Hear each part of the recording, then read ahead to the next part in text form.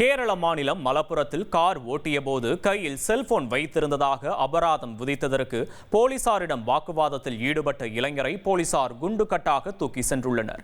கூடுதல் விவரங்களை செய்தியாளர் சிவசபாபதி வழங்க கேட்கலாம். சிவசபாபதி, வணக்கம். இந்த சம்பவத்தில் என்ன நடந்துச்சுன்னு முழுமையான விவரங்கள்?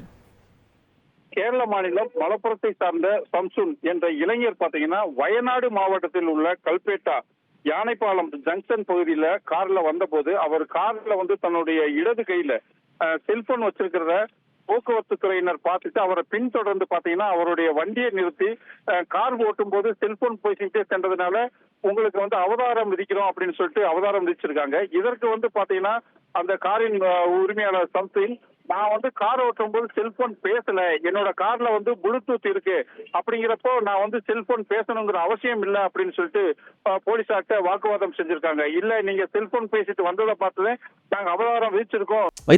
பிரைவேட் லிமிடெட் கம்பெனி ஆரம்பிக்கலாமா இல்ல பார்ட்னர்ஷிப்ல ஆரம்பிக்கலாமா? எது கன்ஃபியூஷன்?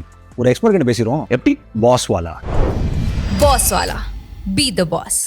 நீங்க உங்க மேல வழக்கு பதிவு பெற்றிருக்கு அப்படின்னு சொல்லி சொன்ன உடனேயும் சம்சுதீன் போலீசாருடன் வாக்குவாதத்துல ஈடுபட்டிருக்காரு. இவர் வாக்குவாதத்துல ஈடுபட்டதை தொடர்ந்து பாத்தீங்கன்னா போலீசார் அவரை குண்டுக்கட்டாக தூக்கி போலீஸ் ஜீப்ல ஏற்றி போலீஸ் காவல் நிலையத்திற்கு அழைத்து சென்றனர். தற்பொழுது இந்த வாக்குவாத தொடர்பான காட்சிகள் தற்போது வெளியாகி அவரை குண்டுக்கட்டாக தூக்கி அதாவது போலீஸ் வேன்ல ஏத்துறதும் போலீஸ் காவல் வண்டியில ஏத்துறதும் இந்த காட்சி தற்பொழுது வெளியாகி வைரல் ஆயிருக்குன்னு சொல்லலாம்.